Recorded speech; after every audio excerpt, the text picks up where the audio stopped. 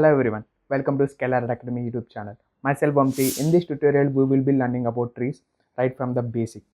So, what are the contents that are going to cover in this entire tutorial is different types of trees available and binary trees, and what are the techniques to traversal in an particular tree, and also we are seeing the implementation of trees and implementation of traversal techniques. And coming to prerequisites, it will be good if you know what is a structure and a class, and to study trees the recursion is must and should. Okay, so if you don't know what is recursion, please go and watch my previous video which is made on recursion. And yeah, that's pretty much. Okay, so let's get started. Oops, before starting we do have few formalities to do. So first one, if you are visiting channel for the first time, don't forget to subscribe. If you like the content, please hit that like button up, and if you have any queries, please let us know in the comment section. Now let's get started. Now let's get started with the introduction to the trees. So I can simply say that a tree is a non-linear a data structure. What does it mean by non-linear? So basically, data structures has been classified into two types. One is a linear data structures, like a linear data structures like arrays, linked list, stacks, queues. Okay, and another types are a non-linear data structures. So nonlinear data structures means trees, graphs. Why this is are called as an these are all called as an nonlinear data structures. Basically, a tree and graphs stores the data in the form of hierarchical. Okay. So what does it mean by hierarchical again? So let's see. So basically, if there is something here, okay, if there is something here, and data has been stored inside to that, like whatever it stores, it will be linked to that on top of that level. Okay, now again for this level it might have something. Okay, so it might be anything. Okay, it can have n number of things. Okay, so can I say that these are all one level, these are all one level? Can I say that? So these are all in one hierarchy. So here one hierarchy, then hierarchy, it has something, it has something, it has something, right? So this is how that tree stores the data. Okay, now by this means we are calling it as a hierarchical data structure. Now let's see, there are a few things that we need to know before starting the actual tree representation or coding, whatever it might be. Okay, so first one, a root. Okay, so I will take a simple tree. Okay, now then I will explain everything on that tree itself. Okay, so let's assume we have a tree something like this. Okay, now let's see, so what is a root? So a root can be defined something like this. So root will be the starting point of the tree. Okay, so here where did that root has been started, sorry, tree has been started here, right? So is there anything on top of a? No, there is nothing in top of A. Is there anything below the A? Yes. Everything, whatever the comes, whatever the data comes, that will be below the A. So can I say that A will be my top? So by that means I am calling it as a root. Okay. Now something parent. Now the next one is parent. What does this mean by parent? What does this mean by parent? So a parent is a node, okay, so which has some childs. Okay, let's see. So I can say that A has this B and a C. Okay, so from A there are two things are coming. Okay, so they are called as an childs. Okay, childs. So these B and C are childs of A.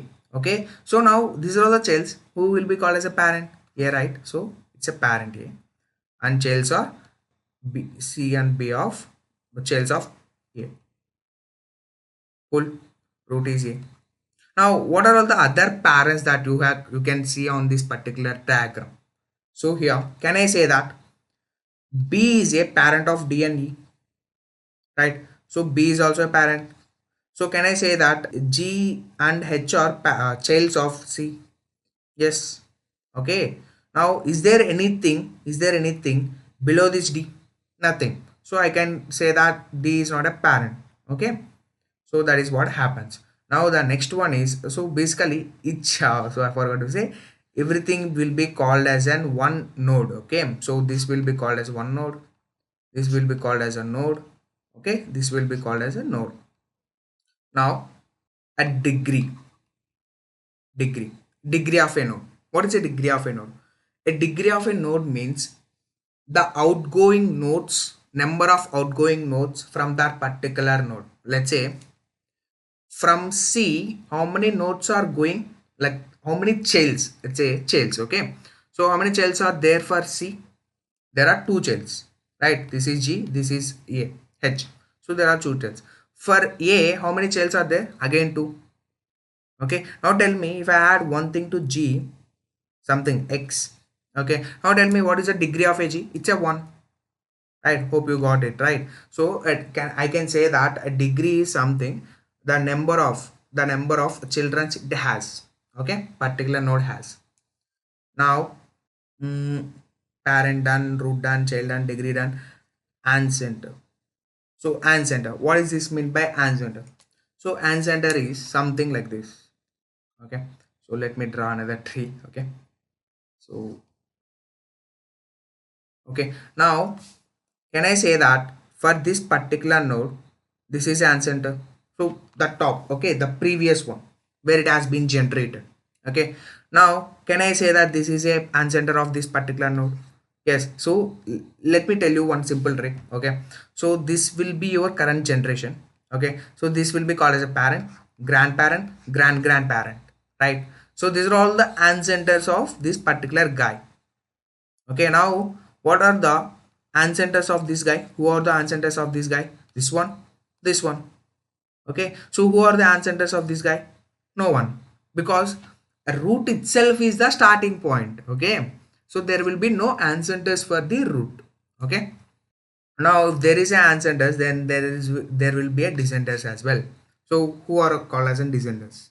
Okay, the one which it has like the childs of that particular node. Okay, let's see. Okay, let's see. So this is one thing. Okay, now if I wanted to say who are the descendants of that particular node, I can say that this guy and this guy. I can say that, right? These are all. Now you can simply call as an, so consider this as your parents. Okay, parent. Okay, now you might be having, like, he might have one daughter, one son, something like that, right? So you can relate to that particular thing as well. And the next one will be siblings of a node. Let's say what are all the siblings. Okay, so the siblings means which comes from the same parent. Okay, the nodes which comes from same parent. Let's say I have a tree, something like this. Now for these two guys, who is the parent? The same one, this one. Now can I say that these two nodes have came from same parent? So by that means this particular node will be an sibling of this guy. Okay, again it will be a vice versa as well. So for this guy, who is a sibling, he might, right? So let's suppose he has another node, okay, another child. Then for this particular node there are two siblings. Okay, two siblings. So this is how things works. And the next one is a leaf node leaf node. What does it mean by leaf node? A node which don't have any outgoing nodes. Okay, a node which doesn't have any children's, okay, child nodes, then we are calling it as a leaf node.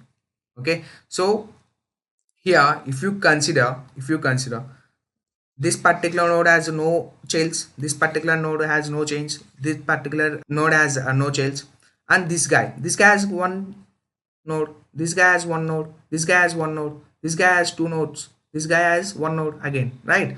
So this is the, okay, so a last level of a particular node, okay, will be called as a leaf nodes.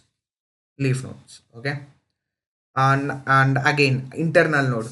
Okay, a internal can be defined as a node which has at least one outgoing node, or one parent, oh sorry, one children, is called as an internal node. Okay, a node which has at least one children is called internal node. Okay. Now let's see. Now there is another important term, height and depth of a tree. Okay, height and depth of a tree. So in basic, okay, so height can be defined as in the max path from a root to leaf node. Let's say I have a tree something like this. Okay, I have something like this. Okay, now tell me what is the highest path from starting from a root to leaf node. Okay, now this guy, this guy, this guy. So here I have path which is very highest. Okay, it has a 4 nodes. Okay, 4 nodes path. So if I consider this path, it is only 3, it is only 3, right? So here we have a 4 nodes, 4 nodes. So by means that we can say that number of nodes in a path minus 1, so then that will be your height. Okay, so here since we have 4 nodes involved in that particular path, it's a n minus 1. Okay, 4 nodes minus 1, it's a 3. Okay, I can say that the height of this particular tree is an 3. Okay, now what will be the depth? Okay, now let's say what is the depth. Okay, you have a tree like this. Now if I wanted to find, if I wanted to find depth of this guy, okay, depth of this guy, I can say that from root, okay, starting from the root, what is the number of nodes involved in that particular till that particular node. So there were only one node which is a root, right? You can exclude this guy. Okay, so now I can say that a depth from this particular from starting from root to this particular node is a 1. Now at the same time, if you want to find this guy, what will be the depth of this guy? It will be 2 now. It will be 2. So why? Because starting from the root till that particular node, there are 2 nodes involved. Okay, you can simply call it a path as well. So 1 guy and 2 guy. Okay, so you can consider that as well. Okay, so that will be defined as a depth. Cool. Let's discuss about a binary tree. So binary tree is a very important tree which is being asked in many interviews. Okay, so you can expect a lot of tree questions from binary tree and binary search trees. Okay, we'll talk about binary search tree later. Now we'll discuss about what is a binary tree. So a binary tree is a node or every node. Okay, let's call every node in a tree must have at max of 2 children. Okay, to a node. So I'm saying that let's say you have a node. Okay, it must have either 0 or 1 or 2 children of the only. Okay, let's say so we have a node and for this particular node we have 2 children. This is valid. Okay, we can have 0 or 1 or 2. Okay, at max 2 children. Okay, now we have a 2, it's valid. Now for this particular node, again we are having 1 node. Yes, again it's valid. Now for this we have a 2 child nodes, it is also valid. Now for this particular node we don't have any child nodes, so the degree of that particular thing will be 0, it is also valid. Okay, you can consider these things as a degree as well. Degree of every node should be less than 2, less than or equal to 2. Okay, now then we can say that it is a binary tree. Now again in binary tree we have a couple of types. The first one is full binary tree, full binary tree, or it can be called as a proper binary tree and strict binary tree as well. Okay, a proper binary tree and a strict binary tree as well. And then next one will be complete binary tree. Okay, then the next one will be a perfect binary tree, then a degenerate binary tree, at last it's a balanced binary tree. Okay, now we'll talk about each one of them. Okay, so full binary tree means, so a tree which has either a 0 or a 2 nodes or 2 childrens, then it will be called as a full binary tree. Let's say Unlike a binary tree, for binary tree, what are all the possible child nodes? 0, 1 and 2. Okay, so in this particular full binary tree, we can say that 1 is not allowed. Okay, so 0. Okay, so root, and for this we have 2, and for this again 2, and for this particular node we don't have any child nodes. It is a full binary tree. Okay, we have only either 2 or a 0 possibilities. Okay, now let's say if I say, just tell me, is this a full binary tree? And no, this is not a full binary tree, just because of that fact that for this particular guy, for this particular node, we have only one node, one child node. So 1 is not allowed. Okay, it has to be either 0 or 2. Okay, in that, by that means we can say that it's a full binary tree. Now we'll see what is a complete binary tree. A complete, there are certain rules to follow.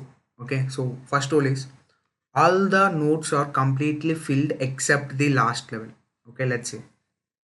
So if I have a tree something like this, okay, so before coming to this particular level, we need to first fill this level. Okay, so let's say, so here we missed out entering into this particular right of that particular node. We have just going in a left manner, right? So this is not allowed. Okay, so before coming into this particular level, you have to finish this level. Okay, so let's say first I have to fill the root, then I have to enter the left.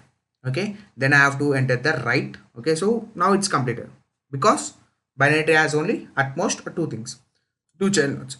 And now I need to start from the left. Okay, left. So for this guy here and this, and now let's say I can't enter like this. Okay, I can't enter like this, just because I need to first, before coming to right side, I need to first complete the left side of that particular node. So I have to complete this, then only I have to come like this. Okay, now this is how a complete binary tree looks like. Okay, now the second point is, in last level all nodes must be as left as possible. Okay, let's say we have another level. Okay, so I have stopped here. Okay, there are nothing to enter in a tree. Okay, nothing to push in a tree. Now, so where I'm ending at, so I'm ending at leftmost side of that particular tree. I can say that, right? Now that is what this second definition is. Now third rule, so the node should be added from the left. So as I said earlier, we need to start from the left side of the each level. Okay, so this one is one level, this is one level, this is one level, this is one level. Okay, now for every time we are starting fresh, a new line, fresh level, we need to start from the left side. Okay, now that is a complete binary tree. Now let's see a perfect binary tree. So now perfect binary tree can be defined like all the leaf nodes of particular tree should be in a same level. Okay, same level. Let's say we have a tree like this. Now tell me, what are all the leaves here? This one is a leaf, this one is a leaf, this one is a leaf. Now all the leaves are in a one level? No. Okay, so this is one level, this is one level, this is one level. So one leaf is in second level and all other leaves are in third level. So this is not a perfect binary tree. So how does that perfect binary tree looks like? So like this. So here all the leaves. Okay, so this one is a leaf, this one is a leaf, this one is a leaf. Okay, there is no another leaf. So all these leaves are in same level.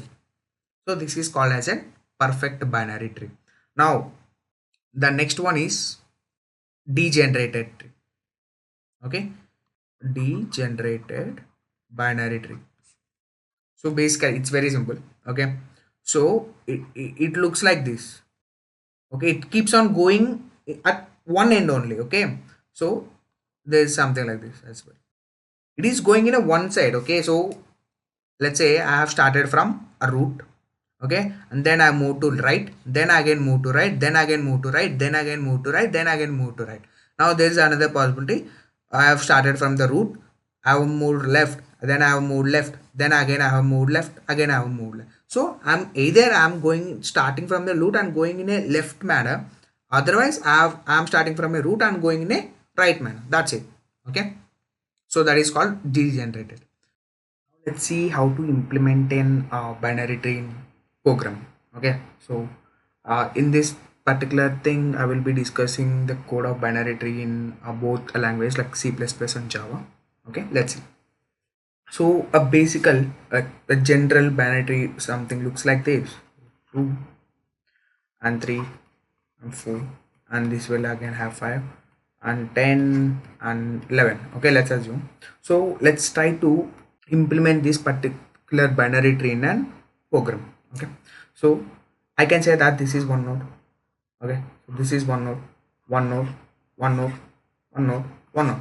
So everything is a node. Yeah, so and what every particular node has, like every node has some data, and this particular node is pointing to something. Okay, and this particular node is pointing to something. So can I say that it is pointing two things? One is a left, one is a right. Yes. Now let's see how this particular thing will be represented.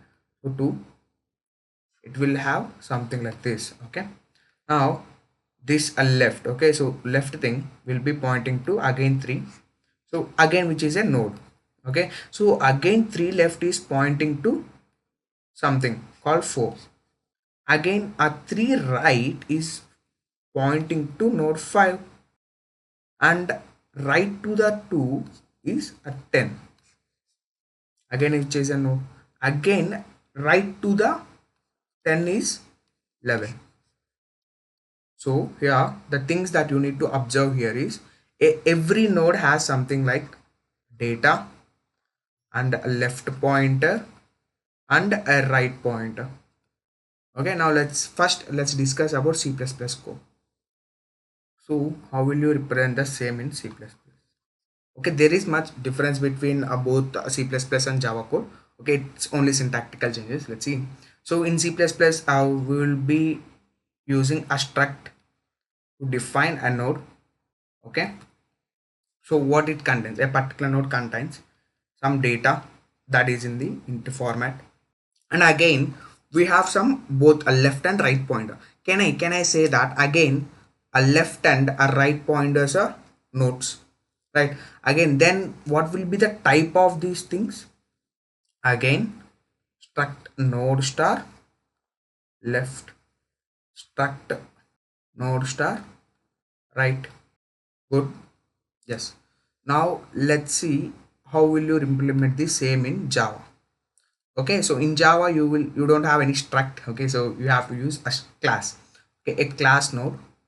Okay, so you will have int data. Okay, then here the type of a particular left and right are node left, node right. Now, so how to assign a data? Okay, so we have a concept called a constructor. We use that concept to initialize the values to an node. Okay, so how it looks like? So here a constructor name should be equal to either a struct name. Okay, so here the struct name is node, and here the class name is a node. Okay, so constructor name should be equal to that. So int value. Okay, so since we will be having some value, like, so while creating a particular node we have to pass that a value to that particular given node. Okay, now so we need to assign that value to data equal to val. Now what will be our left and right? Okay, so just assume so you are creating a node. Okay, so since you are just creating a node of root, you don't have any kind of left and right, so you have to initialize them to the null. Okay, so left right equal to null. Okay, the same code goes in Java as well. A node into value. So here you will be assigning this dot data equal to val, and both a left and the right equal to null. Okay, in case of Java your null should be capital. Okay, we are done. Now you have created an like definition for how to define an tree node. Now how to assign a values to this? Let's see. So we'll have a main class, main. So first you need to create a root of a tree. So struct node star root equal to new node. What is the data of our node? So like a root node, it's a 2. Okay, so you will pass 2 here. Done. So it will create an something like this. Done.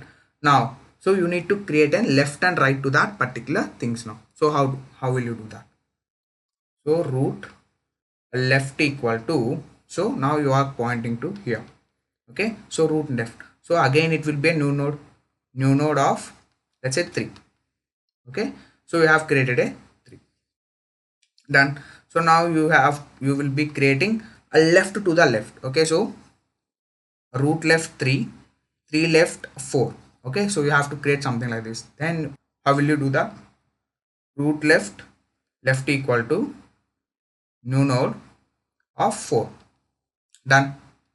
Now I wanted to create an right to this guy, right to this 3 node. Okay, so what will be the path?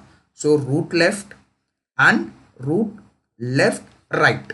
Okay, so root left right equal to new node of 5. Done. Now I wanted to create an root right. Okay, so I wanted to create something like this, a root right of 7. Okay, so how can I create root right equal to new node of 7? That's it. Okay, so this will form an tree something like this. Okay, so done. So there is not much difference between C Sharp, C++ and Java code. So here instead of using these things, you will simply use a node, and instead of these pointer symbols you will use dot. Okay, so that's it.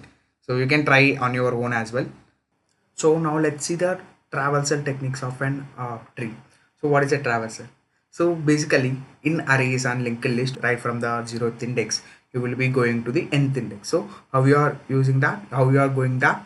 So by using for loop, right? So you will be initializing int I is equal to 0 and I less than n and I plus plus. So something like that. So we need a something similar, okay, to traverse in a tree as well. So what are they? Okay, so we call them as a traversal techniques. So we have two things. One is a BFS, breadth first search, and a DFS, a depth first search. Okay, so we'll see. Okay, well, we'll take some example, one example, and we'll try to apply these techniques on this tree. Okay, so let's assume we have a tree like this. Okay, so 1 and 1 to be right, 3, 4, 5, 6 and 8. Now let's say, so first we'll see the BFS. So BFS, what is a BFS? So breadth first. So breadth, right? So I can say that this is one thing, breadth, this, then this, then this. So similarly, can I say that we are going level by level? So first we are printing first level, then we are visiting next level, which includes a 3, 2 and 3, then these values of 4, 5 and 7, and then this last level 8. So simple, right? So breadth first means, so we are going a level by level. So we are printing level by, first we will completing the first level, and then we are going to second level, and we are seeing all the visiting all the values nodes in an particular level, then we are going to the next level, then we are going to the next level. So this is the breadth first search. Now we'll talk about the depth first search. Okay, so which is a very important, very important. Okay, so again in this particular DFS we do have 3 types. So pre-order, in order, post order, very important. Okay, so you can do wonders in entries by using these 3 things. Okay, so you can solve many problems. I can say that without these things you can't solve most of the things. Okay, most of the problems in entries. Okay, let's see one by one. So before going into finding and how to traverse by using these things, Now you have to remember few things. One is for pre-order, okay, pre. So in one particular node, what are all the things we do have? A data, left and right. Okay, so every node has these things. Now but with these things we are using like we are traversing through the entire tree. Okay, let's say in pre-order, first we are printing the root. So when I say root, it is the data, root data. Okay, now then left, we are moving to the left. Okay, left, then we are moving to the right. Okay, so first we'll do the whatever the data it has, we'll visit that particular data, then we'll go to the left. Okay, then we'll go to the right of that particular tree, okay, particular node. Okay, so now what is about in order? Okay, so it's a first we'll move to left, then we'll move to root, then we'll move to a right. Okay, so in post order, first we'll move to a left, then we'll move to right, then we'll move to a root. So now we'll take one example tree and we'll try to traverse, we'll try to use these three DFS techniques on that. Okay, so let's assume we have a tree something like this: 2, 3, 5, 6, 7, 8, 10 and 12. Okay, so let's take, so first we'll start with pre-order. What is a pre-order? Okay, so pre-order, what are the rules, what are the formula for pre-order? So it's a root data and left and right. Okay, now where do we start from? We start from this particular root. Okay, so what is the formula? RLR. So here it's an root data. Okay, root, and this R is right. Okay, so what is the first thing that we have? It's a root data. So whenever we have seen a root data, we have to get that particular node data to the output board. Okay, so here in this case, here we have 2. Okay, so we'll print 2 here. So by means that we have done with this particular R. Now what is the thing, next thing? It's a L. So it means that it is stating that go to left side. Okay, we'll move here. Now again we'll repeat the same task for this as well. So first thing, root data. So we have 3. Now it is stating that go to left. Okay, by going left we will come here. Now RLR. So now again it is stating that root data. So we will have 6. Done. Now again it is stating that go to left. Is there anything to the left? It's a null. There is nothing.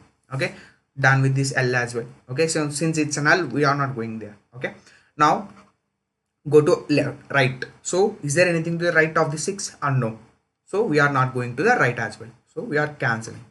So done with that thing. I can say that we are done with 6. Okay, now we'll go to the top, whoever called this particular 6. Okay, it's a 3. So we are done with this L. We have moved to L and performed all the operations, right? Now we have to go to right side of 3. So it's a 7. Now again we need to repeat the same task for 7 as well. It's a R. So it is stating that print the root data. Now go to left. Is there anything to the left? Is there anything to the left? No. Is there anything to the right? No. Right. Is there anything to the left? No. Is there anything to the right? No. So we'll cancel that thing as well. And then we'll go to the top, whoever called this particular thing. So we have visited the right as well. So we'll cancel that. Okay, now again from here you will go to top. So you have done this operation, you have done this, you have moved to right, left as well. Now you have to go to a right side. So you will come here. So again you need to repeat the same task. So first R. So R means visit the data. So it's a 5. Now again it's a left. So you will go here. What is a left? Okay, it's a, again you will simply repeat the things. So again you have 8. Then it is saying that go left side. There is nothing left. Okay. Now is there anything onto the right? No. So we are cancelling and we are going to the top. Okay. Now currently you are here. You are done with, you have moved to left. Now you have to move to right. Okay. So right is 10. So RLR. Okay. Now again first is data. So we will print that 10. Now it's a L. So L means go left. Is there anything to the left? Yes, there is 12, right? So you will move here and you will have LR. Okay. Now again first is R data. So you will print 12. then again it is saying that left, go left. So there is nothing left. Again it is saying that going go right. There is nothing onto the right of the 12. So by means that we have completed this particular node as well. Now we'll go to top, whoever call this. Now we are done with L. Now we left with this R. So is there anything to the right to that particular 10? No. So we have completed that, and we have completed this node as well, and we'll go to the top. Okay, so we have completed the R as well. Okay, these are all the R, right? Now we'll go to the top. We have completed, and we have completed the R. So now check. So we have nothing to visit. We have done with all. Now check whether we have visited all the nodes of a tree or not. Okay, so first thing 2, then 3, then 6, then 7, then 5, then 8, then 12, 10. So done. We have visited the all the nodes on a tree. So this is how a pre-order works. Now let's see the in order. Okay, in order. So became little mess. Okay, let me draw the tree again. Now we'll try to see the in order traversal of this particular tree. Okay, so what are the in order traversal rules? First you have to go to left, then you have to move to root data, then you have to move to right. Okay, so let's write these things L R R. Okay, second thing is a root. Okay, now first it is saying that go to left. Okay, go to left. Now again you will have LRR. So again it is stating that go to left. Again you will have LRR. Now is there anything to the left of 6? No. So it means that we are done with left. Now what is the next thing? It's a root data. So whenever you have seen root data, you have to print that output, like whatever the node value, you have to print that in the output board. So here it's a 6. Okay, so by means that we have completed the R. Now it is saying that go to a right. Is there anything to the right? No. Okay, so we have completed this, and we'll go to the top. Okay, now we are done with left. Now what is the next thing? It is saying that print the data of the particular node. So here the node data is 4. Okay, we are done with this R. Now it is stating that go to right. Okay, so we'll come here. Now we'll again have the LLR. Okay, now first thing it is saying that go left. Is there anything to the left? No. Now the second R is a root, right? Root data. So we have to print the 7. Now it is stating that go to right. Is there anything to right to the 7? No. Done. We'll cancel this. Then you will go to top. So you are done with second R. Then you have done with third R as well. So you have visited. You have traversed the entire subtree of this left side. Now we will go to the top. Now we are done with this R LL. Sorry. Now we'll try to see this R. So here a root data. So whenever you have seen root data, you have to print that particular node data. So it's a 2. Now we are done with the second R. Now we have to go to the right side. Now you have to repeat the same task LRR. So it is saying that go to left first. Okay, so you will come here. Okay, now it is same. Is there anything to the left? No. And next one is our root data. So what is the data here? 10. So we will print 10 here. So is there anything to the right? No. So completed. Go to the top, call this particular thing. Now you are done with the left. Then what is the second thing? You have to print the data. So it's a 5. Now it is saying that go a right side. Okay, we will come here. So it's a 12. Okay, sorry, LRR. Okay, now you will say go left again. So is there anything to the left of 12? Yes, it's a 13. Okay, you will come here. Now it's a, is there anything to the left? No. Then it is a print. It is saying that print a root data. So we'll print 13. Then it is saying that go right. Is there anything to the right? No.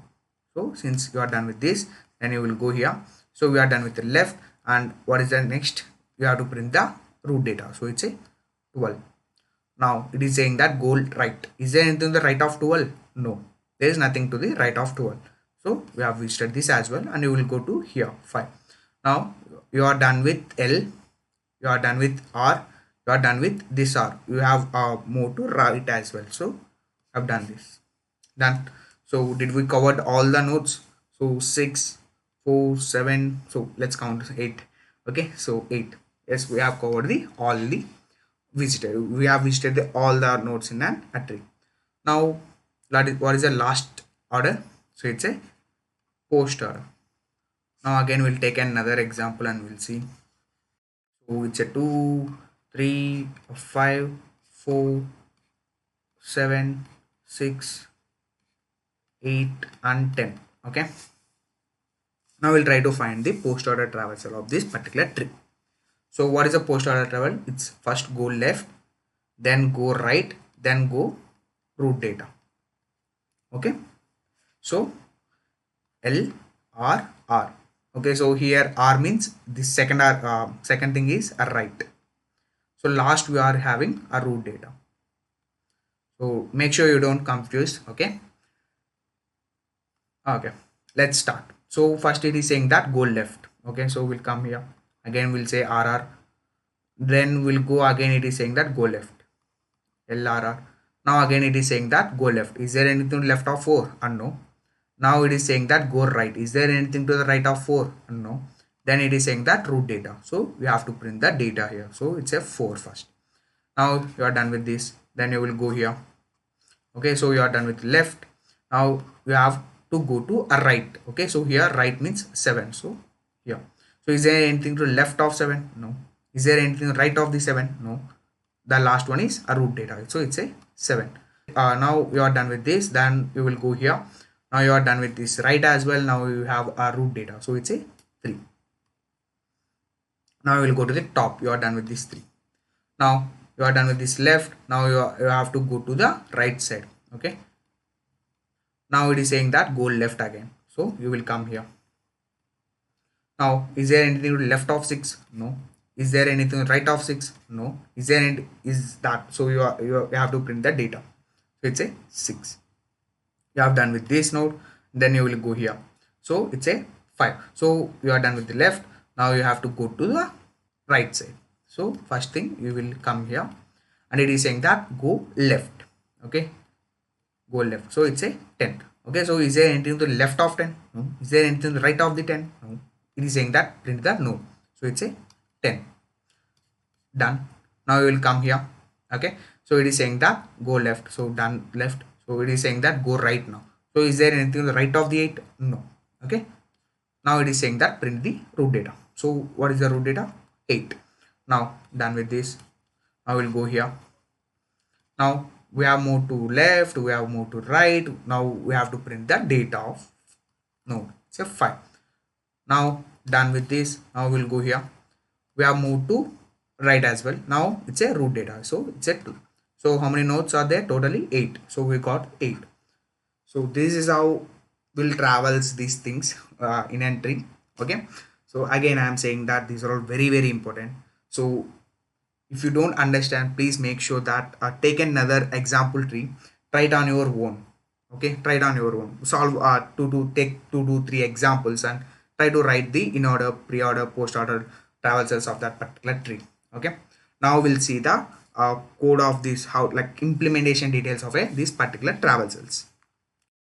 Now let's see how to implement and add these tree travels in C++. Okay, in C++.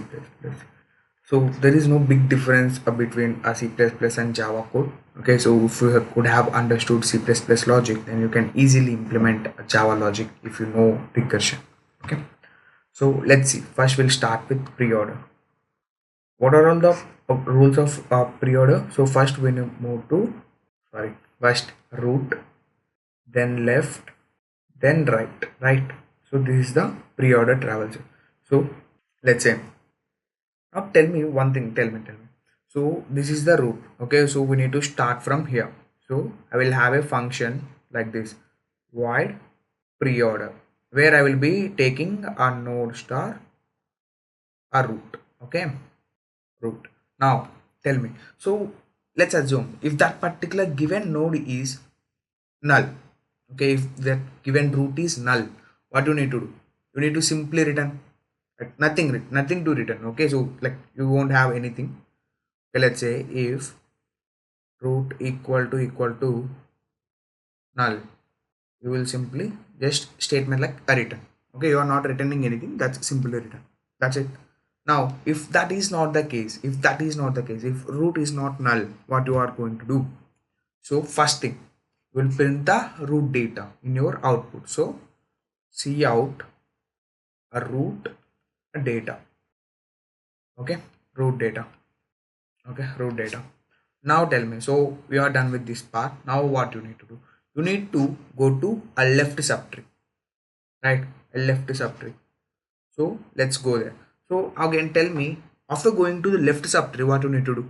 You need to do the same task what you did for root, right? So I can call a pre-order of root of left. Now my root will become a 3. Okay, now my root will become a 3. Now again I will check with whether root is null or not. So if it is null, I will simply return. That's it. If it is not null, I will print a 2, then 3. Then I will go to the left of 3. So I will come here. Now again I will do the same task. Again I will do the same task. First I will print the 5. Then I will go to the top. I will check. Now I will go to the left of this 5. Now left of 5 is null.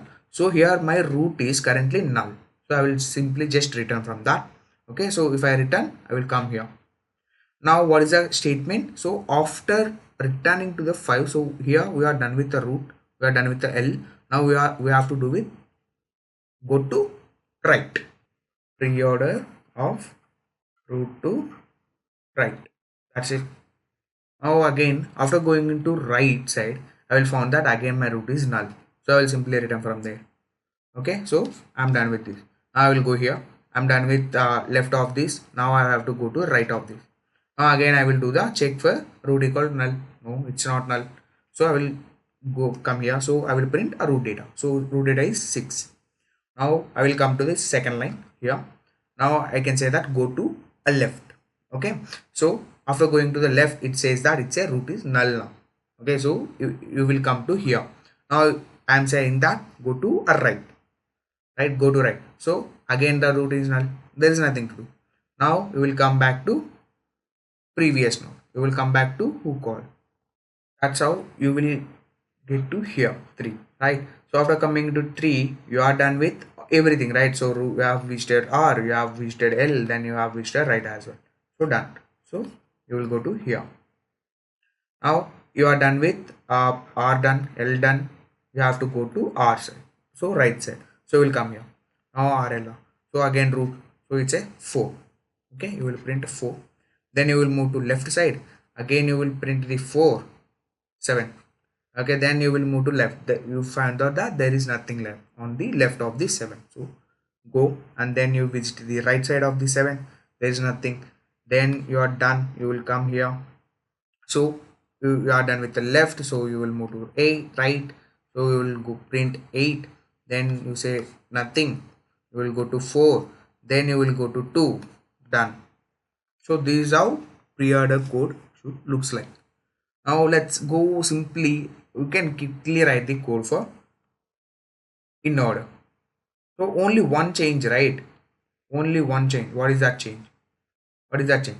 So if root equal to null, what we will do? We'll simply return from there. If not, first we need to move to in order. L or R. So this is a root. So we need to first move to left of the root. So root a left. Okay, now what you need to do? Now you need to print the data after moving to which a root data. Okay, now after doing this you will move to right side. So in order root right, that's it, right, that's it. Now the one which is left is void post order. Again you will have a node star root. If that root is null, if root equal to null, you will simply return. If not, in all other cases, you will move to left side. So post order root left. Then after moving to the left, you will move to next right. So post order root right. After moving to the right, at last you will print the root data.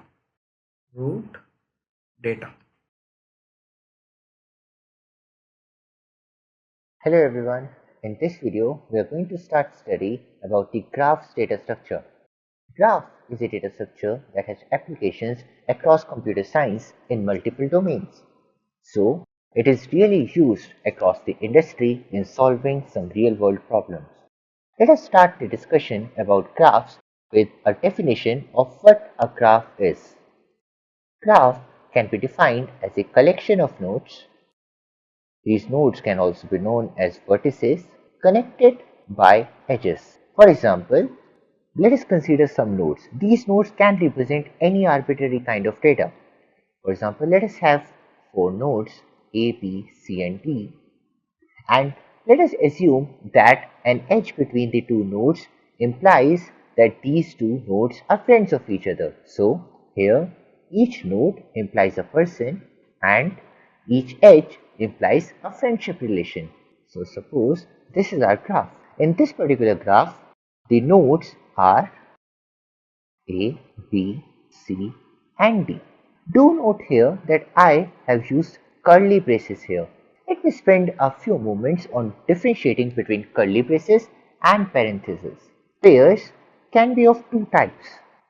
The first type is known as ordered pair. These are the pairs where order matters. For example, in this case, A, B is not equal to B, A because in this pair order is mattering and the first element in the left pair is not equal to the first element in the right pair. These pairs are represented by parentheses. The second kind of pairs are unordered pairs. As is itself explained by the name, the order doesn't matter here, which means that A, B is equal to B, A. An unordered pair is represented by a curly brace. If you recall, this is also representation of a set, and also, as you might know, in set order doesn't matter. Let us go back to our definition. We told that a graph is a collection of nodes. As I have represented the nodes by a set or by curly braces, this means the order of nodes doesn't really matter. We could have written this as P, A, C, D as well. Okay. So graph is a collection of nodes and edges. So if you see in this particular graph, we see that there is no sense of direction. There is no directed sign like A to B. So we see that these edges are bidirectional edges. For bidirectional edges, the order doesn't matter, and bidirectional edges can thus be represented by curly braces. So for this particular graph, our set of edges is going to be an edge from AB and an edge from AD.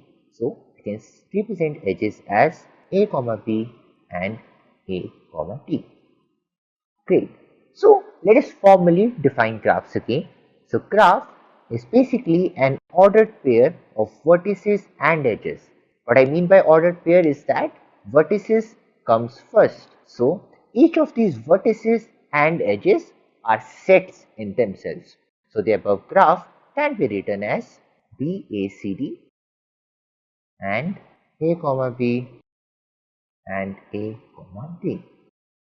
The graph data structure looks very similar to the tree data structure that you might have seen before, but there are some differences between a tree and a graph. Let us spend some moments discussing about those. In a tree, there is a rule of connection between two nodes. For example, in a tree, we remember there is an edge from parent to child, and there is only one incoming edge to a child. So, what are the total number of edges in the tree? Yes, it is equal to n minus 1, where n is the number of nodes of the tree. There is no such rule in graph. In graph, there can be arbitrary numbers of edges. There can be multiple edges to a same node. For example, let us draw another graph. In this graph, we see that there are three edges.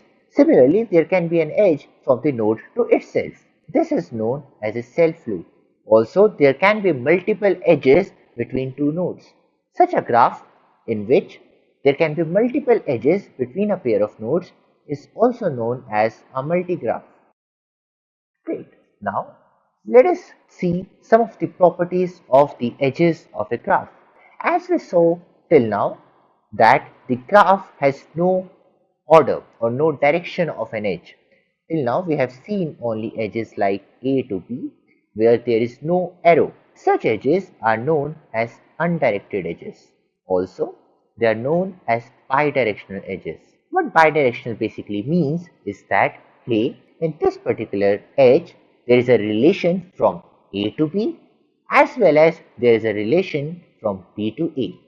So, other than undirected edges, there are directed edges. In directed edges, these are firstly represented using an arrow. So, suppose we have this particular edge. This means that there is a relation from A to B, but it doesn't mean that there is a relation from B to A. So, you might have graphs where there can be undirected edges only, where you might also have a graph where there are only directed edges, or you might have a graph that have mix of undirected and directed edges. If a graph has only undirected edges, it is known as an undirected graph or normally a graph. Whereas if a graph has only directed edges, it is known as a directed graph or a digraph. Great. Now let us study some of the real life use cases of graphs. As we discussed earlier, a graph can be used to represent a collection of nodes and any kind of relationship between those. Thus, graphs find a lot use case in social networks. Consider, for example, Facebook. In Facebook, each node can be a person. Let us say there are 5 people on Facebook: P1, P2, P3, P4 and P5. Let us say P1 and P2 are friends. Also P1 and P3 are friends. Similarly, P2 and P4 are friends and P4 and P5 are friends. Let us also say that P2 and P5 are friends. As you can see, this is nothing but a graph of nodes being P1, P2, P3 up to P5. Also, what are the edges of this graph? It's clear, it is P1, P2, P2, P4, P4, P5, P1, P3, 1, 2, 3, 4, 5, and also P2, P5.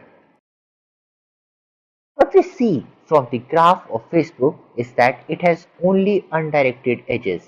At least that is true for the case of friendship relationship in a graph of Facebook. It might not be true for relationship of if a person likes a page or not. Can you tell me a graph that is not undirected for a social network? Yes, we can take example of Twitter.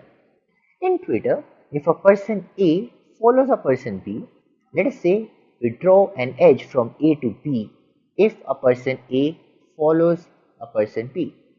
Does this mean that B also follows A? No.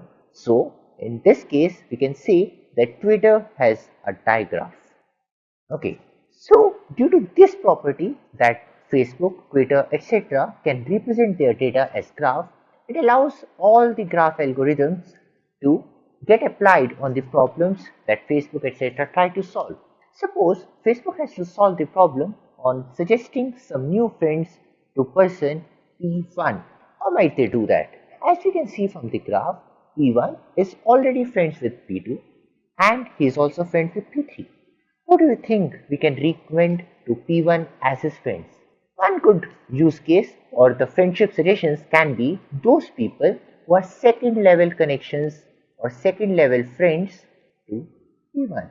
What it means is that they are not friends of P1 but are friends of a friend of P1. So we see that P4 and P5 are friends of one of the friends of P1, which is P2. So we can recommend P4 and P5 to P1 as friend suggestions. This problem is nothing but equivalent to find nodes at shortest distance of 2 from a particular node.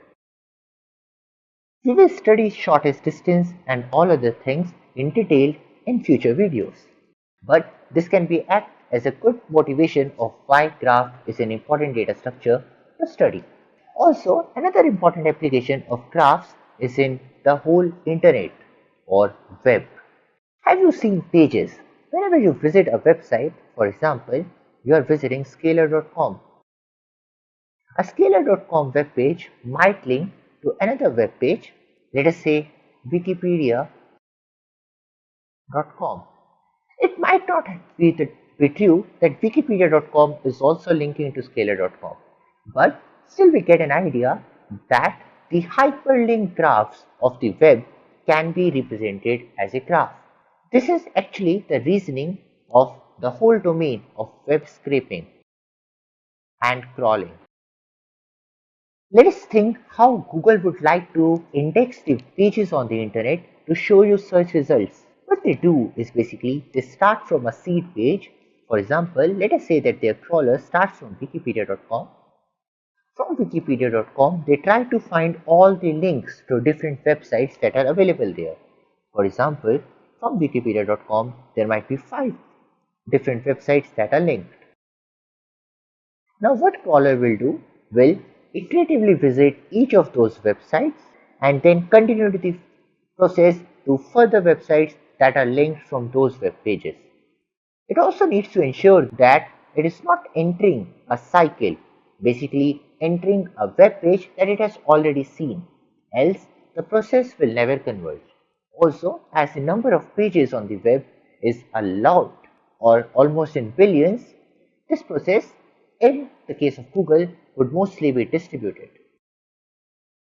But ignoring the complexity of distributed aside, the problem of web crawling is equivalent to graph traversals. And we shall be studying those in depth also in the future videos. Before we end this particular lecture, let us actually study about other kind of graphs, which is weighted or unweighted graphs. Till now, we have seen graphs which can have directed or undirected edges, but there was nothing mentioned about those edges. Let us draw a sample graph again. Let us say this time we are drawing a graph of 5 nodes. Let us have some edges. Suppose this time our graph is representing a road network of a city. What I mean by a road network is that if there is an edge from node A to node B, this means that there is a road from city A to city B. Thus, our nodes here are equivalent to cities and edges are equivalent to roads. Now suppose city A is Bombay, city B is Nagpur, city D can be Pune, and let us say E is Delhi, and C can be something like Calcutta.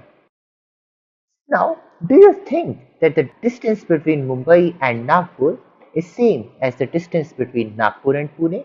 Or is the distance between Mumbai and Delhi same as the distance between Mumbai and Pune? No. So in this case, it makes sense to actually put some information on the edge. This information might be something which mentions the distance between two cities or the length of the road connecting those two cities. So let me write some arbitrary numbers, and they might not be geographically correct or even far away from that. Let us say this is 5, this is 10, this is 8, this is 100, and this is suppose 1000. Here each particular weight or information on the web on the edge is representing something extra about that particular edge. So such graphs that have some information, normally an integral information associated with them, are known as weighted graphs, and edges that have that information are known as weighted edges. On the other hand, graphs that don't have any weighted edge are known as unweighted graphs. A normal Facebook graph can be considered as an unweighted graph, but suppose we had to add some kind of weights to graph, what might they represent? Let us say we we decide to write weights on the Facebook graph to represent the closeness of friendship between two people. Suppose our modified Facebook graph is A, B, C, and D. Let us say A and C are friends, A and B are friends, B and C are friends, and B and D are friends. Till this time, this particular graph is an unweighted graph. Suppose I say that A and B are strong friends or are very close friends. We can actually use some numbers to represent the level of friendship between two people. So suppose A and C can be first one level friend, C and B can be one, B and D can be one, but A and B can be friends of level 2, which means they are very strong friends. So what we have seen till now is that graphs can represent very interesting types of data, and due to the graph algorithms, we can solve some interesting problems in the real domain. In fact, the whole study of all these graph problems is in a domain known as graph theory. We will be studying a lot of those interesting properties in our future videos. So make sure to subscribe to our channel to get notified when we launch the other videos on this particular topic. Thank you. Hello everyone, welcome back to Scalar Academy YouTube channel. Myself Vamsi. In this tutorial we will be learning about graph traversal algorithms, and namely breadth first search and depth first search. So coming to prerequisites, it will be good if you know how to represent a graph using either Java or C++, but in this particular video I will be coding in C++. Okay, so yeah, without wasting any time, let's get started. Before starting, if you are visiting channel for the first time, please don't forget to subscribe, and if you like the content, please hit that like button up, and if you have any queries or questions, please let us know in the comment section. Now let's first discuss a breadth first search, then we'll see depth first search. Okay, so probably if you have seen my earlier video which was on trees, you might end up hearing this word called a BFS over there. So yes, like what is the difference? So in this video we will be talking about graph. So the same topic now, BFS. So there also BFS, here also BFS. Both are same, right? No. Okay. So these are all different because the data structure has been different. So trees and graphs.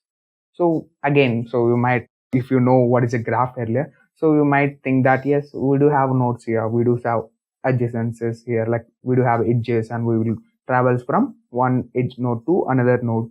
Okay, that's it, right? So yes, but the difference is in trees usually there will be no cycles. So what is a cycle? Let's say you have a node like this. Okay, you have a tree something like this. So now you will start visiting from here.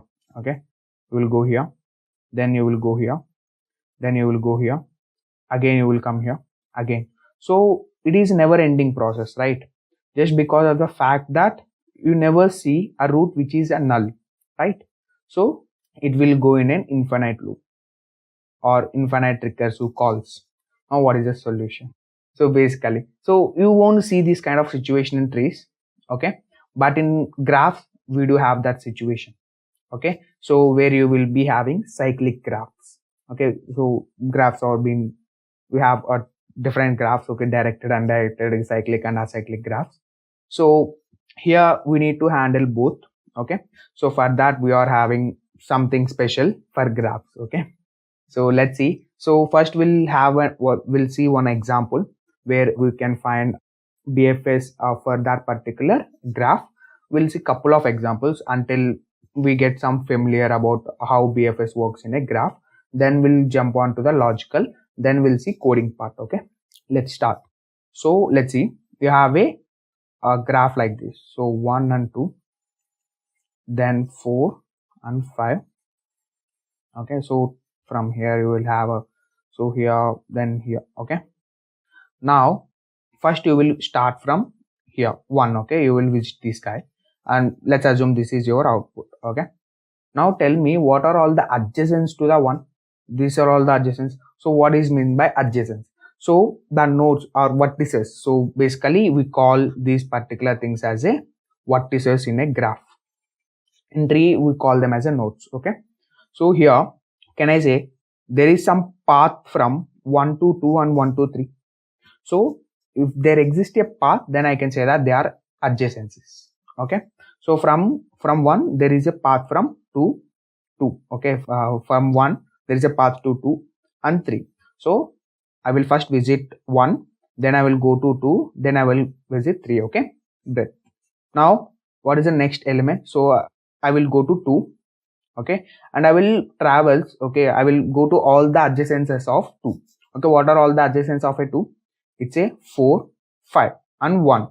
Okay, so did we visited 1 already? Yes, we have seen 1 already. So we'll print 4 and 5. Done. So now we will go to 3. So what are all the adjacencies of 3? It's a 1 and 5. So we have visited 1 already here, and we have also visited 5. 2 done, 3 done, 1 done, 4 done, 5 done. Okay, so we have visited 5 as well. Okay, now you will go to 4. Okay, what are all the adjacencies of a 4? 2, 5 or 6. Okay, so you have visited 2, you have visited 5, right? So you will left with 6. So you will add a visit here, like you will visit that particular 6 now. Now it's a 5. So what are all the adjacencies of a 5? 3, 6, 4, 2. Okay, 3, 6, 4, 2. So you are done with 2, you are done with 3, you are done with 4, you are done with 6. So you won't add anything. Okay, from you will at last you will come to 6. What is a 6? So what are all the adjacencies of a 6? 4, 5.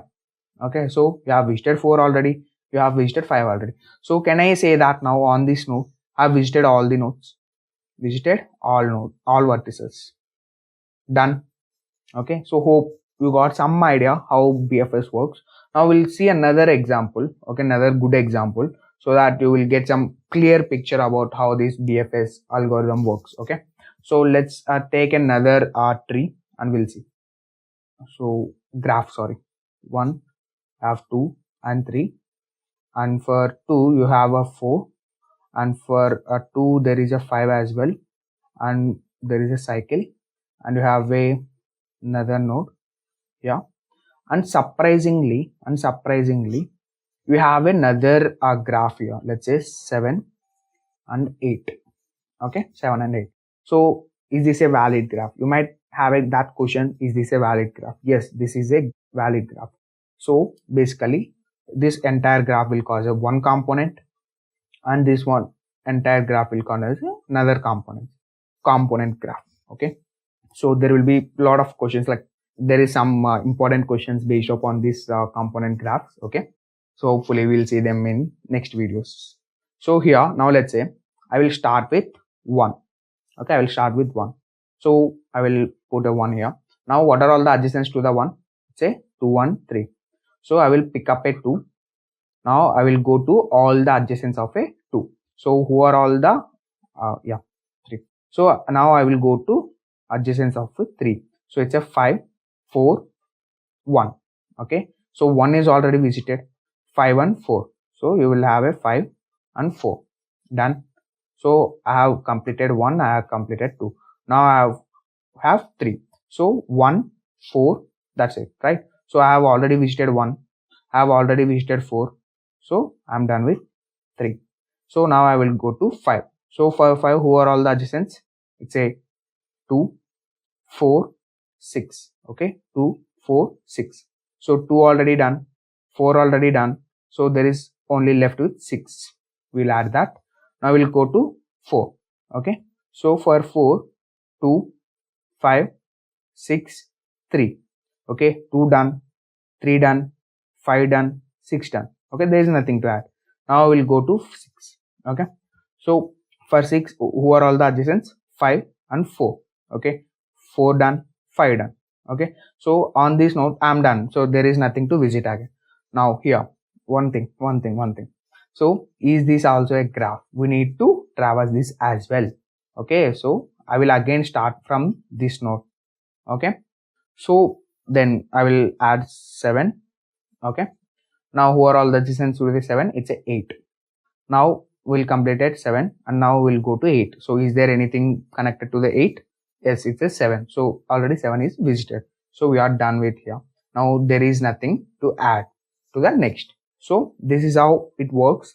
Okay, now let's see how our logic will be for BFS. Okay, so listen carefully. So which is very very important concept for any interviews. If you are attempting, like if you are attempting some good product based companies, these are all the questions that are going to target. Okay, you might think that this is just an traversal algorithm. Don't think like that. This is beyond that. Okay, this is beyond that. You can solve a lot of problems using this particular BFS and DFS algorithms in a graph. Okay, now let's take one good graph and we'll try to build our logic by using that graph. Okay, let's say I have it graph something like this: 1, then 2, 3, 4. Okay, I will have 5, 6 and 7, 8, 9. Okay, so from here, here, here, here, here. Okay, so first thing, so whenever you have given a graph, you need to draw an adjacency list. Okay, you need to form an adjacency list of that particular graph. So you might be wondering what is adjacency list. So you can consider, if you are a C++ coder, so you might think as a vector of list. Okay, and generally there were two ways to represent a graph. So one is adjacency matrix and another one is adjacency list. So in adjacency matrix, you will represent the graph in terms of ones and zeros, where you will be taking vertices to the vertices. Okay, so how many, like if there were 9 vertices in a graph, you will take 9 columns and 9 rows. It's a 9 by 9 matrix, and you will be, if there is a path from one particular vertices to one particular vertices, let's say 1, 2, 3, you will represent a 1 over there. If there is no path between 1 and 3, you will represent 0. Okay, so it contains only zeros and ones. Okay, so that is how adjacency matrix is going to look like. And while coming to adjacency list, so here you will be having a vector of list. Okay, let's see how. So adjacency list. So basically, let's say you will pick up node 1, okay, vertices 1, and tell me who are all the adjacent to the particular vertices, like 1, so 2, 4, right? 2, 1, 4. You are done with 1. Now you will go to next, you will go to 2. Who are all the adjacents to the 1, 2, sorry. So 1, 3 and 5. You will have completed this. Now you will go to 3. Who are all the adjacents to the 3? It's a 2, 7, 4. 2, 7, 4. Now we will go to next one, this 4. Who are all the adjacents to the 4? So 1, 3. 1, 3. Then you will go to 5. It's a 2, 6. Now you will go to 6. It's a 5, 7. Now we will go to 7. It's a 3, 8, 6. Now we will go to a 8. So it's a 7, 9. Then you will go to a 9. It's a 8. Okay, so from 7 you have 3. Okay, done. So this is the adjacency list looks like. So you can call this as a, or you can consider this as a vector index. Okay, so one index, and for one index you will be having a list. Okay, list means you can consider this array. Okay, vector of array. So where you will be having 2, 4 and all. Okay, so the idea is we will stick to that particular vertex. Okay, then you will traverse to that particular array, so that you will get an all the adjacencies of that particular vertex. So that's it. So now we'll see how we will implement BFS by using this for this particular graph. Okay, so you will have a visited array or vector. Why this? So earlier, so what is the problem that we have identified in trees? So you are visiting the same node for the multiple times. Okay, so the same thing happens in graph as well. Yes, right? Don't you think? Yes. So to reduce that particular problem, we are having a visitor array where you will be keeping all the visited vertices. Okay, so with zeros and ones. Okay, you can consider 0 means not visited, 1 means visited. So by default, we will be filling them with zeros. By means that we are not visited. Okay, so how much indexes we need to take? So it will be, so if you have n vertices, you need to take n plus 1 vector array, just because of the fact that we will be starting from the 1th index, 1th vertices. Okay, so let's take an array, looks like this. So we do have 9 vertices, so I have to take 10. Okay, so starting from 0, 1, 2, 3, 4, 5, 6, 7, 8, 9. Okay, so this. Okay, now you will fill all the zeros over there. You can consider, okay, if you don't like consuming a lot of memory, you can use a bool as well, which takes 1 byte only. Okay, for bool you can consider false as an not visited and 1 as a visited, sorry, true as a visited. And also you will be having another thing, what is called a queue data structure. What is a queue? A queue is a data structure which follows the principles of first in, first out. Like whoever comes into the first, they will go out first. That's it. Okay. Now we'll see how that works. Okay. So this is a queue and this is a visitor array. Okay. So first we'll start with this one. Now tell me, is that one visited? No. So what you will do? So you will call a BFS. Like assume like that. Okay. So now you are visited. Sorry, in BFS. Now we will mark this guy, this particular one as a visited. Okay, one as visited. So 1. Now you will enqueue this particular vertex into the queue. Okay, you will say 1. Okay, done. Now what I need to do? I need to visit all the adjacents of a 1. Right? So I will iterate in a loop. Okay, so I will enqueue all the adjacencies of a this 1. Okay, if they are not visited. Okay, if they are visited, no problems, they will be in my output, right? So if they are not visited, I will push enqueue all of them into my queue. So it will be first 2, then 4. So on this note, I can say that I'm done with 1. So whenever I'm done with this particular guy, I will push that into my output. Like I will print that into my output. So let's say this is my output. Okay, so 1. I got 1. Now, is that queue empty? No. I will pick up this guy and I will visit all the adjacents of that particular vertices. Now, before that, what I will do? I will mark this guy as a visited. Okay, so 2. Okay, here 1. Now, I will enqueue all the adjacents of a 2. So, what are all they? 1, 3, 5. 1 is already visited, right? 1 is already visited. Is 3 visited? No. So I will push that 3. Now is that 5 visited? No. So I will push 5 as well. Done. Now what I will do? So on that node I can say that I am done with the 2. So I will erase that. Okay. Now the next one is 4. Okay. So first I will mark 4 as a visited. Now I will go through all the adjacents of a 4. So who are all the adjacents of a 4? It's a 1 and 3. So is 1 already visited? Yes, already visited. Okay, so sorry, I forgot to overwrite this. Yeah. Okay, so now 1 already visited. Yes. So is 3 already visited? Yes. Is 3 also visited, right? So you are done with 4. So you will print output that. Now you will come to 3. Okay. Now what are all the adjacents to the 3? 2, 7, 4. Okay. Is 2 visited? Yes. 2 is already visited.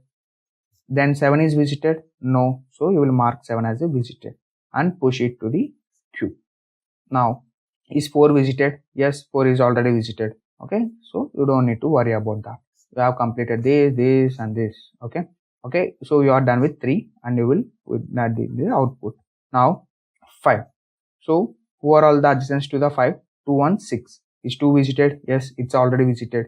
So no work with 2. Is 6 visited? No. So you will mark it as a visited and you will push it to queue. Now, so you are done with 5 as well. So you will print it to the output board. Okay. Now it says 7. For all the adjacents to the 7, 3. So 3 done. Yes, already visited. So is 8 visited? No. So you will mark it as a visited and push it to the queue. Now 6 already visited. No work. Okay. Done. So I am done with 7 as well. So I will print it to my output board. Now 6. So who are all the adjacents to the 6? It's a 5 and 7. 5 already visited. Yes. 7 already visited. Yes. Okay. No work. So you are done with 6 as well. Okay. You will print 6 here. Done. Now it's a 8. Who are all the adjacents of 8? 7 and 9. So 7 already visited. Yes. So no work. So is 9 visited? No. So you will mark it as a visited and I will push that to the queue. And on this note, you can say I'm done with 8. Okay, so you will put that in the output box. Now it's a 9. Okay, so who are all the adjacents to the 9? It's a 8. So is 8 visited? Yes, it's a visited. So no work. So on that note, I can say that I'm done with 9 as well. So did we covered all the vertices? Let's see. Okay, so did I visited 1? Yes. 2? Yes. 3? Yes. 4? Yes. 5? Yes. 7? Yes. 6? Yes. 8? 9. Done. So this is how binary best first search algorithm looks like. Okay, so without wasting any time, let's go on code for this particular approach. So now let's discuss the C++ code of an BFS algo.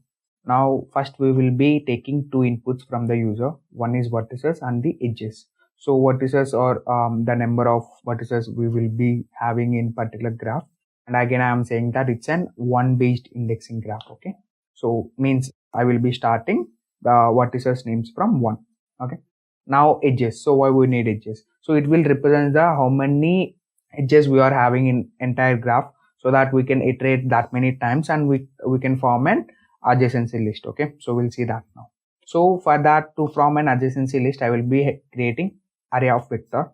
Okay, where so for one particular array we will be having indexes, right? So how many indexes we will be having? So vertices are 9. Okay, so since we are considering one based indexing, we will be using vertices plus 1. Okay, plus 1, and then it's a vector. Okay, so here in loop we are iterating throughout the number of edges we will be having, and for every time we will be taking two inputs. One is from vertex, another one is a two vertex. Okay, so we will be taking that and we will be forming an graph adjacency. So why 2? So you are forming u to v and v to u. So why? So basically, since it's an undirected graph, okay, so we might have an both sides, right? So let's say I have a path from 1 to 2. It is equivalently to 2 to 1 as well, right? So that's why it's okay if you use only one thing, like if you form only one edge, that's totally okay. Okay, not a big problem. Now let's see. So now I'm assuming that you have a adjacency list, okay, which is having all the edges. Now we will be having a visited vector. So where initially we will be storing all the zeros. Okay, initially we will be storing all the zeros in it. Now we will be starting from the 1. Okay, always my starting point is 1. So I represented BFS starts from 1. So here I am passing visited vector and adjacency list. Okay, now I will go here. Now here what happened? So first whatever I started like, so I will make that start as visited first, right? 1 represents visited, 0 represents not visited. So I will make it as a 1. Then I will create a queue. Okay, in that queue I will firstly push that starting point. Okay, now I will iterate through the queue until that queue is empty. Okay, so since my queue is not empty now, I will enter into the loop and I will make an friend. Like what is a friend happens? So it will give me the top element. Okay, so first element. So what is the first element? It's a 1 now. So my current vertices is 1. Now I will pop that 1. So I will remove that. Okay, now I will print that onto my output screen. Now I will iterate throughout that, like I will move to all the adjacents of that current vertex, right? 1. So this is how I can use now. So I will, let's assume, okay, so for from 1 first vertex we do have a 2 and 3. Okay, first I will go to 2 and I will check whether if that is a visited or not. If that is a visited, it could have been a 1. If that is not, a 0. So if it is 0, I will enter into this particular if block. Okay, now if it is 0, what I will do? I will first mark it as a visited, then I will push it to my queue, right? I am doing that. I will go to 3. Okay, now I will do the same. Okay, now after doing, I will come here again loop. Okay, so my queue is not empty, so again I will repeat the same for current value vertex is 2 now, right? So I have popped out that 1. Okay, so it will do all these things until this queue is empty. When this will become empty, it will become empty when all the vertices are visited. Okay, so what visited vector will become 1, all ones. Okay, So this is how a code looks like for a normal BFS, like if it's a component graph. But we have discussed something different, right? What is that something different? So here you might have a graph like this. So here, right? So I will pass one here and I will done with this particular graph. Now what about this graph? So I have to repeat the same again, right? I need to repeat the again. So since I don't know what is the starting point, always. So what I will do now, I will return a loop, okay, let's say, which will starts from 0 and goes on till vertex plus 1, okay, and I will check if that particular I is visited. If it is not visited, okay, I will go, okay. So first 1, okay, I will go, I will call BFS and visited and adjacents, done, okay. So I will visit all this graph, right? I'm done with this graph. Now again come, so I will come after this loop and I will say increment to 1 to 2. So I will make my 1 as 2 now. So 2 is already visited, yes, it's visited. So why? So I'm passing this visit as my reference, okay. So whenever it will visited, it will get updated here as well, and I will mark it as 1. So 3 visited, 4 visited, now 5, I is 5 now. So is 5 visited now? No, 5 is not visited. So what I will do, I will make a call to BFS, okay. Now it will do this thing. So again I will come back and I will say 6 already visited, done. So this is how code looks like, okay. So nothing much, okay. So it's just an loop. So I will remove that here and I will make int I equal to 1 and I will say iterate to vertices I plus plus, okay. So if visited of I is not equal to 0, if not equal to 1, I need to say BFS of I and visited and adjacency. That's it. This is how the code looks like, okay. So if you are in an interview, it will be good, okay. So interviewer expects you to write this coding like algo for to have in multiple components. But if you are still have that doubt what to write, you can ask your interviewer, okay. So can I assume is there only one component in this graph or multiple components exist, okay. So the complexity of this approach looks like, you can guess, right? So yeah, it will be mostly big O of n since we are visiting all the vertices, and you might think yes, we are doing for couple of times, right? So we are calling here and we are having, in worst case we will be, so let's say it's a one component, then it will be big O of n first time. Now again I am calling all these vertices, so you might think it's a big O of n plus 1, n into n, but if you carefully observe, it will end up at n plus n, okay.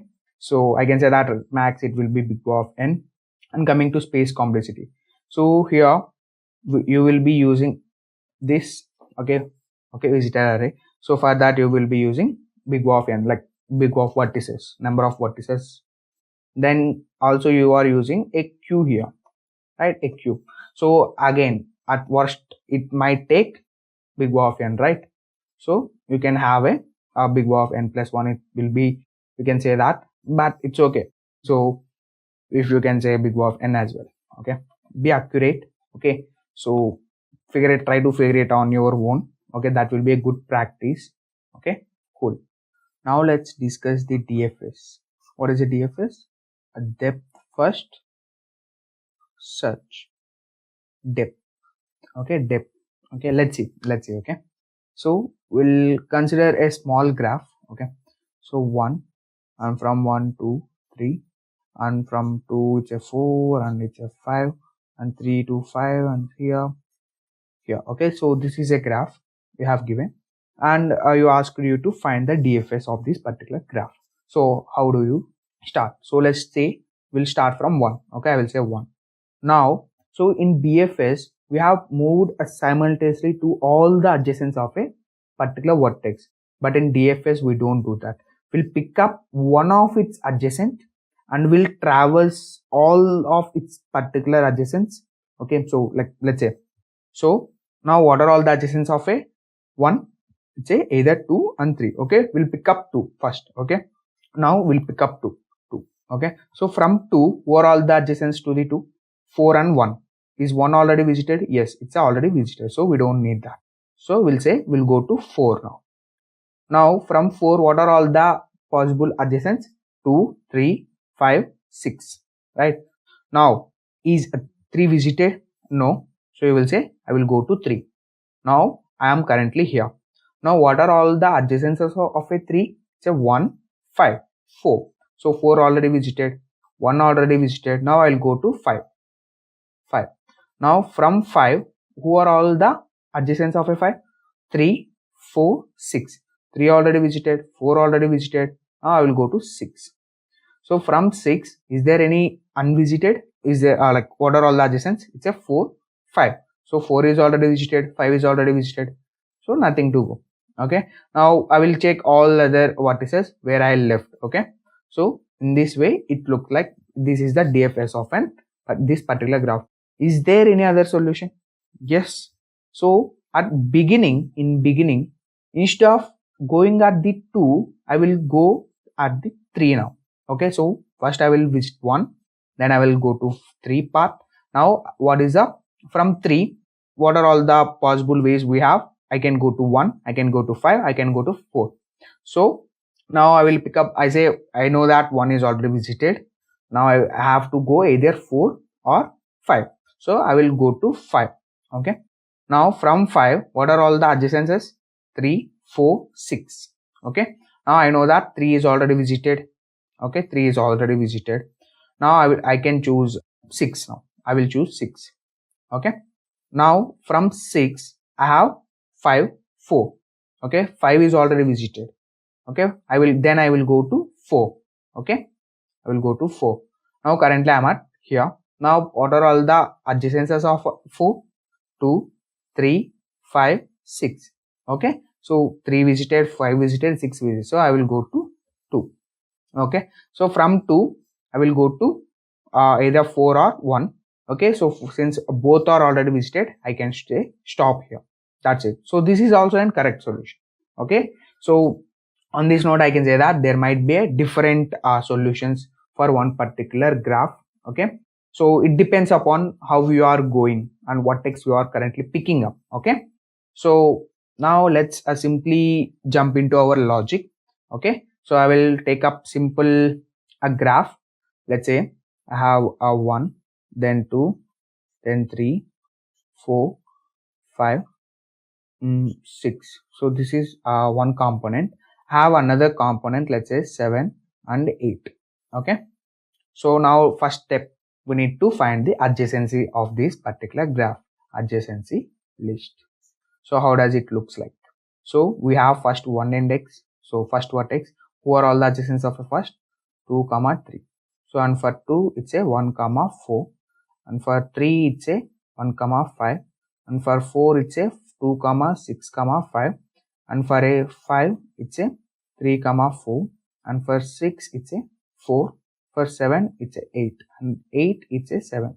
Okay, this is the adjacency of this particular graph. Now let's see. So first thing is first, we do have one visited array. Okay, where it will be by default it will be marked as all the zeros. So here since we have 8 vertices, it will be 8 plus 1, it's a totally 9. So 1, 2, 3, 4, 5, 6, 7, 8 and 9. Okay, so let's write the indexes of this. 0, 1, 2, 3, 4, 5, 6, 7, 8. Okay, now so all these were filled with zeros. Now how this works? Now basically this DFS is an recursive algorithm. Okay, so if you are in an interview, they are not interested in recursive manner, so you know how to write, right?